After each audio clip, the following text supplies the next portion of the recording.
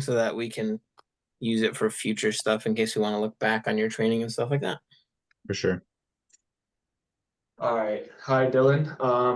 I'm Meekin. This is Michael, and we are going to be going over some things about how your day is going to go throughout the summer, how your camps are going to go, just overall guidelines, stuff that'll make your like day-to-day job super easy for you and smooth, hopefully.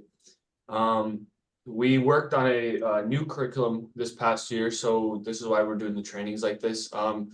We used to have binders full of paper, and so we just decided to go less paper and just more so online.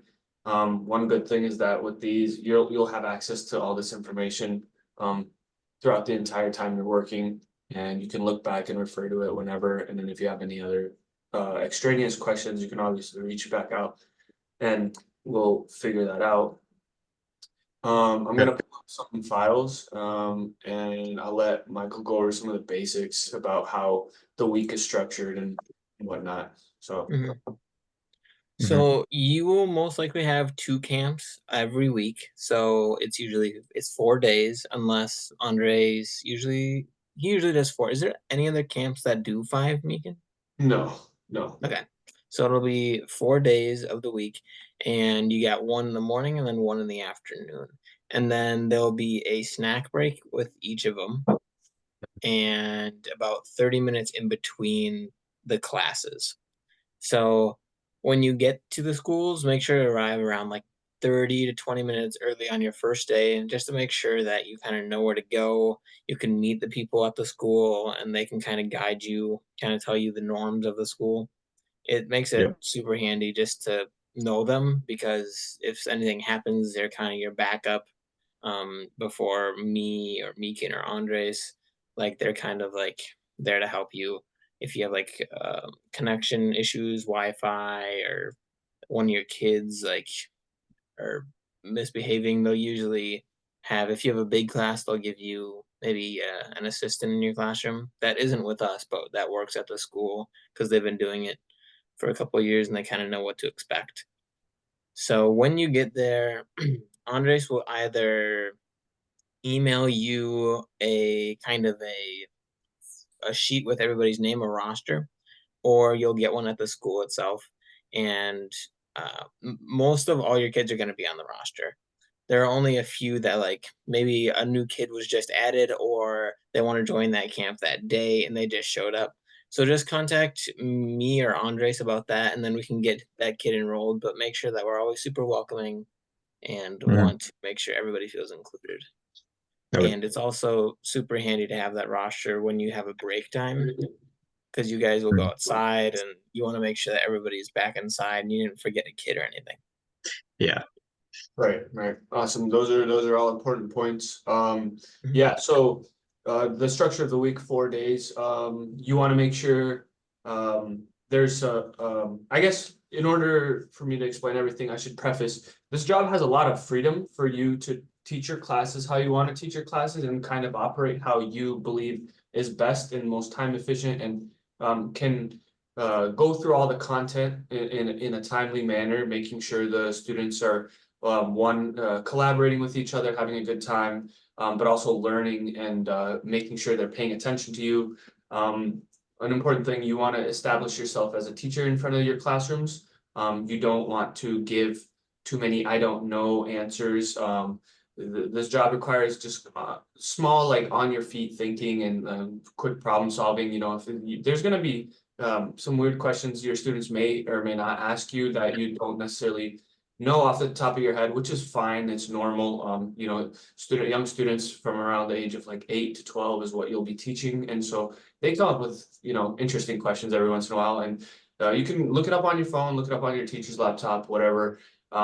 It's kind of just your responsibility to be able to help the student with what they need help, especially if it's related to the content that you're teaching. So it's not a hard job, I don't think. And so if you structure your days properly and kind of get into a routine of how you teach a class 4 days, AM, PM, everything after you get your finish with your first camp, you're gonna pretty much get it down after that. And usually for your first class, you'll have another teacher with you or an assistant or something like that. You won't just be thrown into the deep end or anything like that. Okay. You want to make sure that you have flow to your weeks in terms of like this camp starts and ends in the same week. So it's Monday to Thursday. You want to make sure your Monday is a day where your students begin to get comfortable with you, you introduce yourself, you become comfortable with your students, because throughout the week you're going to want to know every individual name. It's just kind of 100% will help you out. It's going to be difficult to, you know, give individualized help to your students when you're not sure of their names. So you want to make sure you guys are, if like you know, even if you have a larger class of 20 students, try your best to kind of give individualized help when needed and everything. But then, like Michael said, there's like a snack break halfway between. It doesn't have to be exactly halfway between. This is again your personal freedom to kind of see what's a good stopping point in the class. Like, our students wrapping up 5 minutes early, 5 minutes later, and then you decide about when you should go outside and come back in.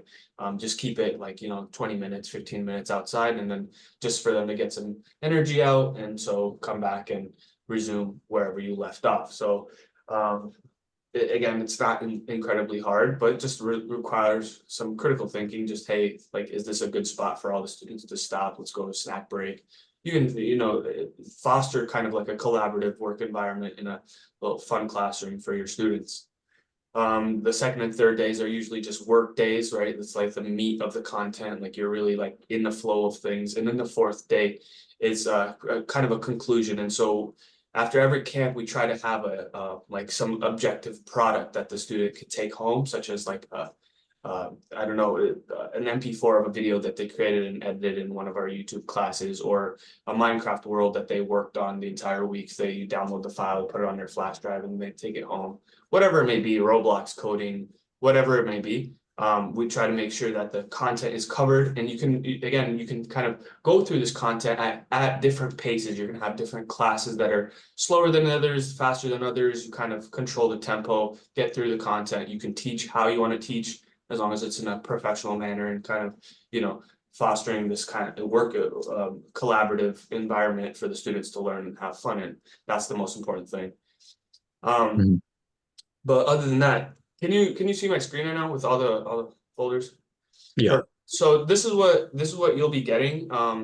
Regardless if you teach the other camps or not, this is just I don't know if it'll be called teachers or not, but you'll get this entire folder shared with you, just so you have this to reference to. There's all kinds of guides and whatever.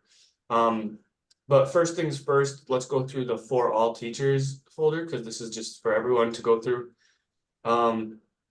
This is just the IT message for camps, so no need to go through this, but you can if you'd like.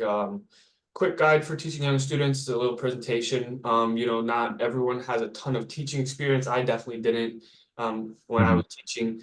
And so just some these are like just some tips and advice and like just you know, things that'll help you in your week from experiences of previous instructors and previous teachers of what we have gathered. Um, Behavioral issues, usually there's not a ton of behavioral issues ever. But in the case that there is, you know, you just if it's something mild and that you can problem solve, go for it, right? If it's something that the student is really just acting out, once again, the school will always have a coordinator, someone that you could kind of talk to and say, hey, one of my students is really misbehaving. They're going to take them out of the classroom. You'll be fine. You're not going to need to get your hands super messy or anything like that. Okay. Technical problems, again, same things apply. Like if it's a mild issue, like yeah, you're down one mouse, you can go to the coordinator and be like, hey, do you have an extra mouse from the computer lab I can have? I'm down a mouse, right? But if it's something a little bit more like, you know, one of your websites is blocked at the school site, you, again, you can contact Michael, but your the fastest results will come from the school coordinators that coordinate all the other STEM camps. So usually they're super used to these issues. But then again, if it's even more than that, if one of your laptops is, I don't know, not working properly, or something that you feel like you can't solve right away, you get into contact with Michael. He'll show up and help you try to fix this issues and whatnot. So no need to panic or anything like that. Um, tips, just interacting with students. Again, you want to build rapport, you want to, welcome everyone, you want to have like a loud, clear voice so that this like everyone understands what you're saying, you're articulate. You're going through the topics in a manner that's not super dull, not super fast, not super complicated. Again, you're trying to pass down information, so you want to make sure you're adjusting to the age range of what your class is. And sometimes you're going to have classes where you have older students and younger students mixed. And this is going to be, there some of your students in the same class are going to be flying through the material, and some are going to be having some trouble. It's just kind of up to you to kind of regulate this and accommodate the students' speeds at which they're working in. Handling special needs students, again, this is a rare scenario, but in the case that you have a special needs students, usually someone will accommodate them and be there with them. In the unlikely chance that there is no one with them, you just get into contact with the coordinators at the school. Again, being friendly with the coordinators and the people working at the schools for these camps is very important. They're going to help you out a lot, just for small fixes and stuff like that. Okay. Then just another teaching guide. You can read this through on your own time. It's just about, how to approach STEM teaching, making sure that, you're going through demonstrations, you're keeping it interesting, engaging. No student wants to be taught STEM when they don't want to learn, but when they're kind of in the groove of things and when they're having fun, they're a lot more likely to absorb what you're telling them and a lot more likely to just sit and listen and try to learn from you, which is important for you to get through your material. You want to establish that you are the leader of the classroom. You cannot let them walk all over you, because in the past we've had some teachers where they can't get through enough content because the students are not listening, not doing what they're told. And I mean, you can't blame the students. They're pretty young and they're excited to be in a fun camp called Minecraft or Roblox or whatever. The teacher needs to be there and kind of establish that, hey, we're going to have some fun, whatnot, but we're going to learn. So you do need to listen to me, right? You kind of need to be stern. So you want to make sure Yeah. that those kinds of things. Then there's a document for a tic-tac-toe laptop information. So the laptop code is the same for all of them. It's 5683. And any password that you'll need is going to be policy 24 spend. Again, it's here, all the separate accounts. Other information, you're not going to really need the Microsoft or YouTube account, I don't think, ever, but if you do, they're there. If there's any other account information that you need, you reach out to Michael and he'll just send you the information right away. Okay. But after that, then the camp specific folders. What camps were you teaching? I have both the robot, so Awesome Robotics for Kids, and then the Minecraft coding one too. Okay. Awesome robotics for kids. Okay, so again, not a lot of like physical paper, but Mhm. online you'll have access to this, and it's pretty self-explanatory. Your days are laid out like this, and again, these are I want to emphasize that these time slots are pretty general guidelines. You want to kind of keep your introduction to like 15 minutes as what it shows here, but a classroom with students is an organic environment. It's not going to always, you're not going to be done with presentations at exactly 15 minutes after the start time, right? Like this is something that Yeah. you just have to make a note to yourself, see how long it takes you to introduce yourself and kind of get this stuff figured out. And after you got that figured out, it's really smooth from there. But again, these are just general time guidelines of how you want to get through the material. And so you have your whatever like tasks that you want to teach laid out. And we will go into the presentation. So one good thing about these presentations is if you in the middle of the class like get anxious or are nervous or like don't know how to talk or like whatever may be the reason, right? Some people just get nervous on the first day. You can throw this up on the smart screen and you can just play it and you can go from there, and you can go through the instructions, and everything is here. So camp checklist, you want to make sure you go through this before your camps. You want to be prepared. I often say that like This job is really nice because you don't have like a direct supervisor looking over you at all times. You have a lot of freedom. The only cost of that is just being prepared, right? Don't show up to classes without enough laptops or like severely underprepared.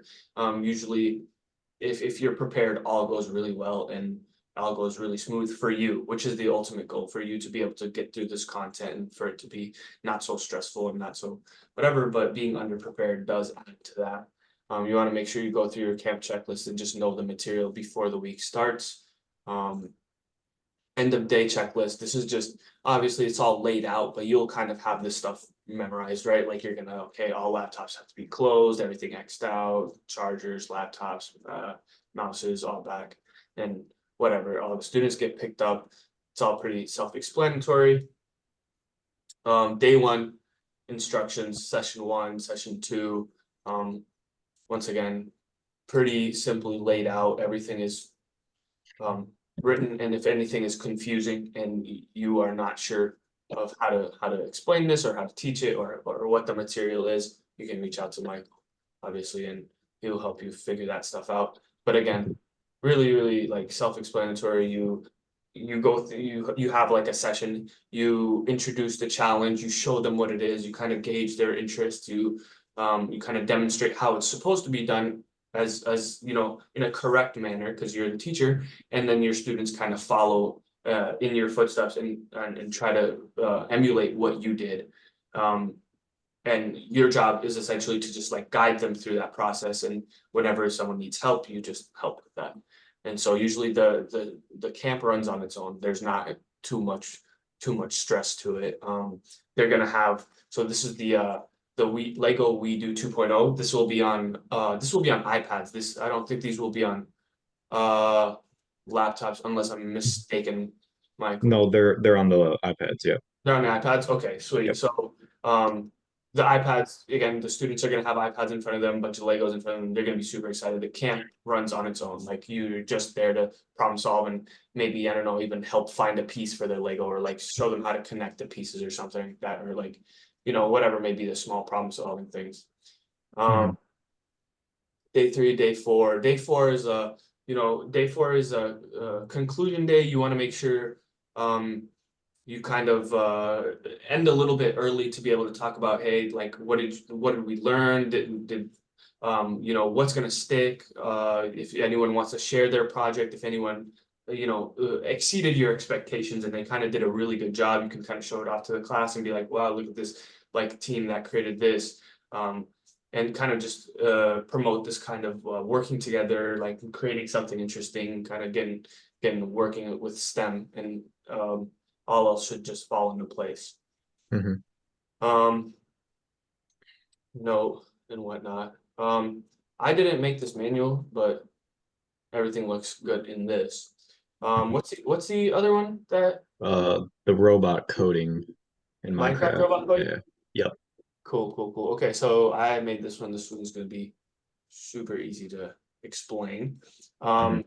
Okay, so this is again, you can just throw this on the screen and go from there. All the stuff from here is kind of the same. Mm, Minecraft is like constantly updated, so you want to make sure you're not like you're not halted mid camp because Minecraft Education Edition is updating or something. You want to make sure everything just runs smoothly, and it takes on before your first week to just have them updated, and Mhm. you don't have to really go back and check all the time at home and take extra time throughout the summer. The right before your first camp, you set them all up, you make sure everything's running smooth, and then you're set for the whole summer really. Must do's, same thing, like it's the same thing for all camps. You arrive 20 minutes early, especially on your first day. I mean, after you'll get down the time that it takes you to arrive and set up and introduce and whatnot. You'll get a good idea of how you teach pretty soon, pretty fast. But for the first day, you don't want to come 5 minutes before the class is supposed to start. You want to get there pretty early, be able to set up, know where your classroom is, know where you're supposed to pick up your students, or either have your students brought to your class or whatnot. You want to work with the school, do all that stuff. Just be positive, foster a creative environment, follow the lesson plans. Again, follow the lesson plan is it's a it's not super strict in terms of like you have to do this at exactly this time and it exactly has to be like this. The guidelines are this is what we should teach, but if you have a good idea of how to teach it or a better idea of like how your class is operating, you know, you're free to implement those kinds of personal things into your classroom. You know, you just want to make sure your students are learning from you. Your instructor checklist, pretty simple enough. Your laptops are charged. You have enough mouses, extension cords, chargers, whatever. You have a general idea of how Minecraft works and coding principles, just basics. And yeah, so Minecraft robot coding, then you have laptops as well too, right? Yep. Okay, so this one's on the laptops. Again, the Minecraft Education Edition, super smooth class because it literally teaches for you. You don't even need to do the teaching because it's a tutorial. You're gonna have your laptop, teacher's laptop connected to the smart board. You're gonna be walking through them, right? They're gonna follow what your mouse Mhm. does, their own mouse. And so you're gonna follow the tutorial that Minecraft Education gives to you. And it's very like student friendly and very easy to use and understand. And so for your day one, you know, you have 3 tutorials: the chicken rain, flower trail, giant TNT. Kids are gonna love this. They're like, oh, it's raining chickens in Minecraft, whatever. It's a cool little mod to show them that Yeah. you code that in Minecraft Education Edition. And once again, so there's 3 tutorials here. If you have a class that's really like either large or is kind of slow or is kind of hectic and you can't get through all 3 tutorials, it's not too big of a worry. And if you have a class that's like flying through this and gets done through the 3rd tutorial, like, you know, with 30 minutes, 40 minutes left, and this is you can start on the next day's projects or whatnot. This is something that you kind of have to regulate and be able to get through a good amount of the content. This 3 is usually going to be a little bit harder to get through it all in one day. This is just if you know, chicken rain is going to take up a lot of the time, and then to flower trail, you're only going to get to tutorial 3 if your class is absolutely flying through. So, you know, there's plenty of content here so that you don't really run out of things to teach. Day 2, these are going to be, there's only 2, but these are going to be bigger kind of coding projects, so that takes a little bit more time, but they're super interesting and they're more fulfilling in terms of like what you actually build. So when a student finishes the aquarium, it's a kind of a larger thing in Minecraft. 3, again, like I said, days 2 and 3 is usually just the meat of the camp. You're just going through these like tutorials. You're doing agent farm, agent shape. You want to again articulate your words correctly. You want to make sure your students are able to follow along at your teaching pace and kind of guide them through, because you know, even though it's kid friendly and everything, it's detail oriented. Like, you know, coding these little projects, they still need to pay attention to capital letters, bases, whatnot. You want to emphasize to your students that they need to pay attention and be on top of that. Day 4, this is kind of uh, I have examples here. You can click on. Let's see what this is. Yeah, it's all here. Like, you know what I mean? Like, you're gonna be able to put this stuff together and walk them through it. Like, it's very easy Mhm. to understand, right? It's not even code. Yeah. You can play this video on the big screen for them to see and get excited about, and you're like, okay, so here's how we're gonna do it, and you're gonna walk them step by step. You're gonna say, okay, you're gonna be like, okay, we're gonna all go into the chat, and what do we want to name it, right? So for example, if this Mhm. is Canon, if they want to call it, I don't know, TNT shooter or something like that, you can, right? It's your class. You can kind of deviate from literally canon, whatever, but you just Mhm. want to make sure. And again, for example, you want to build a bigger one or a wider one, or one that's not built with these blocks. You want to you know, not shoot TNTs. You want to shoot, I don't know, glowstone or something. Again, you can make these small changes, no worries. Just get through this content. It's up to you. So after day 4, I mean, this is plenty of content. I doubt that you'll be able to even get through everything in the 4 days, but if you are, great, awesome. Mhm. But again, camp runs on its own, very smooth, very easy. Okay. These. I have a bunch of other of the other camps. I can let me show you just another camp, just so you get a general idea of like how all the other ones are. You'll have access to everything, but Okay.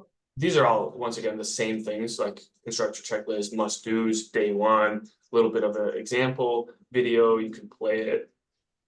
Day two, video tutorial on how to do it. Day three, this one's a little bit more like code oriented. So, you can have this on a smart screen and have them, you can either like help them line by line or have this up there and have everyone like copy it down or whatever, teach them how to read through it. Another one, disappearing platform in Roblox Studio. This Okay. is for your students will definitely be a little bit older in this one. Um, Yeah. but in general, you'll have access to all of this CurseForge world edit. I don't know if you'll ever need those, but once again, you want to make sure that you get into a routine of how you do your weekly camp so that you're able to kind of smoothly transition from day one to day two to day three to day four and on repeat the next week. And so sometimes most times actually you'll have your AM and PM classes be at the same school, which at that point it's super convenient. You don't have to really go anywhere. You don't even have to pack up after your first one. You don't have to clean, you don't have to set up before your second one. You're at the same location. So usually you just have all the laptops shut, you're in the same classroom, new students come in after an hour.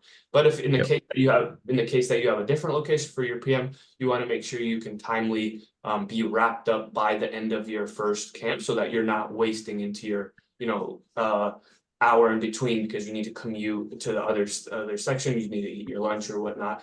And so Yep. you want to make sure you allocate like a 15 minutes, 20 minutes to have the students clean up after themselves, X out of everything, get all that stuff prepared, and you be ready to leave so that you can get to the next destination and set up and whatnot. And other than that, it's a pretty fulfilling job. At the end of the week, you will bond with the students will bond with you. It's inevitable. Like you're there, Mhm. they're excited to learn from you, especially when the camp's names are, awesome robotics for kids. They don't know what's going to go on. Minecraft robot coding, they're going to be super into it because what kid at that age doesn't love Minecraft, right? They're going to be overwhelmed with excitement. It's just your job to manage that excitement, but also like feed into it. They're going to enjoy your class, definitely, but you don't Mhm. want to once again be like ran over by your students. You want to make sure you're firm, you are the teacher, whatnot. But once again, you have a lot of freedom on your end, and I'm sure you're going to do great.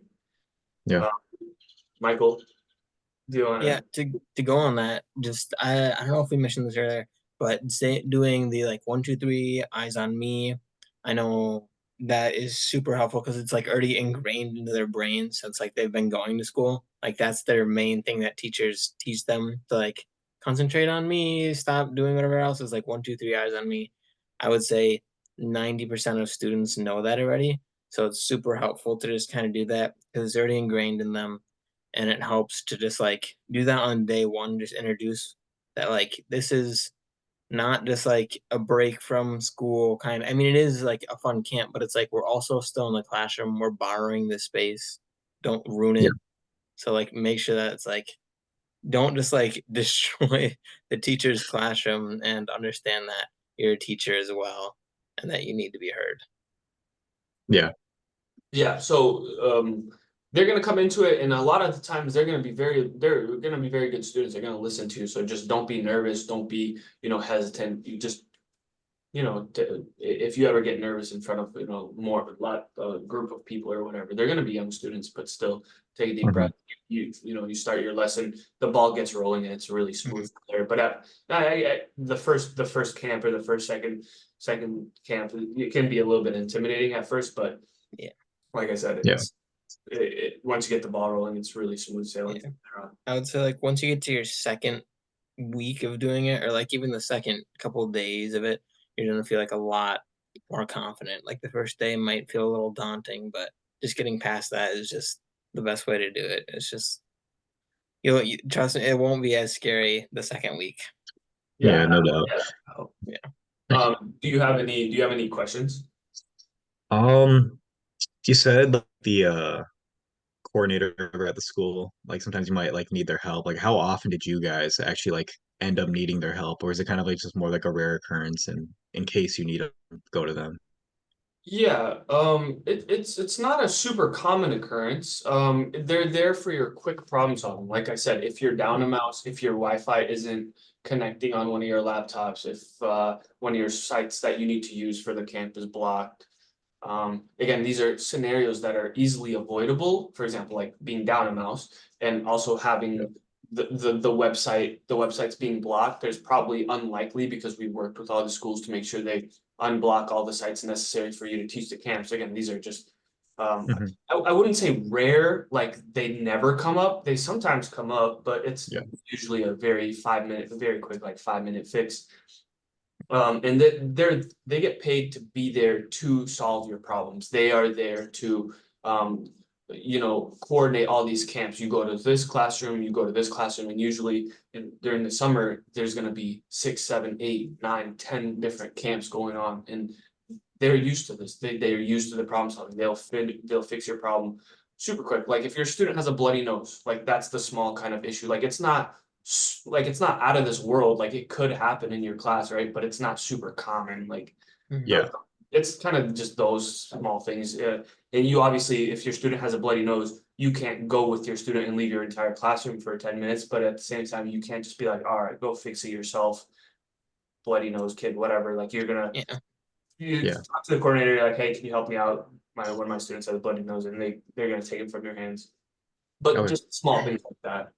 I would Hmm. also say while doing that, like if you need to take a second, like to talk to somebody about an issue, make sure that like you're not just like, all right, everybody just stop what you're doing. You know what I mean? Like if it's in the beginning of the class and people are entering it, their kids might be waiting for you to start and introduce the class. But you can be Yep. like, if you have a whiteboard marker or find one in the classroom, have them play a game like Hangman. I know a lot of them love playing Hangman in the Hmm. classroom. So like, why don't you guys play a game while I get things situated? And they're usually more than happy to do that. Hmm. So they're Okay. not just sitting there kind of waiting. Yeah, no doubt. Um, I guess I don't know if I had any other questions. One I did have was about the passwords because I was like messing around with some of the supplies I got earlier in the week. But that got kind of answered. Mhm. You said the whole folder should be shared with me. I already have the um Awesome Robotics, like the Lego one, shared with me, Okay. but I didn't get the robot coding, and I wasn't sure if that was like coming later or Oh, whatnot. So, okay. Then, Michael, can you reach out to Andres and make sure Yeah. um Dylan gets the entire folder? Because we yeah. all our STEM teachers should have this entire Yeah. folder. Just to have, just to in case sometimes this will you'll get a decent time in advance to know, but sometimes teachers get sick, so there's some unavailability, and some STEM teachers need to cover for others. In that case, you'll know way ahead of time, but you'll want to go over some of the things, and if they need to, if you need to cover for someone, or if someone needs to cover for you, if you have some unavailability coming up or something like that, so other teachers know how to teach your camp as well. I would just like to have all the STEM teachers have all the information ready to them at any time. Um, but other than that, I think that's everything. How do you feel about, you know, the information? Did you have any like outstanding questions that are kind of vague? I don't want you to leave this with like having some Mhm. vagueness about this. Yeah, no. A lot of it seems very straightforward and kind of like I'm just more of a supervisor rather than having a lot of work to put in. Um, but yeah, I've been messing around with some of this stuff already, just trying to get familiar with it ahead of time. So I'm not like Good. middle of the class and then start like panicking and trying to figure stuff out. Yeah, yeah. I'm fairly confident going in. Awesome. That's awesome. Yeah. Surprisingly in the past there have been a few teachers that just open the instructions on how to teach it on the first day I of don't camp. get it. That's a nightmare, right? Not only a Yeah. nightmare for the teacher, nightmare for Hmm. everyone around them too, because that's not. Anyway, I'm glad to hear that. That's good. Yeah, Yeah. I'm very confident in you as well. These camps are once again up to you to have a lot of your creative freedom however you see fit from class to class. They're all going to be different. You're never going to get the same kind of camp 2 weeks in a row. Maybe you'll get some students that come back because they really enjoyed it. This is that's common Yeah. when the students come back. But yeah, other than that, that's all I got for you. Thank you for taking the time. Oh, for sure. Training. But Yeah. Yeah. Awesome. Okay. All right. Sweet. Yeah. Yeah. Have Thanks a for great doing this, rest of guys. your day. Yeah. Yeah.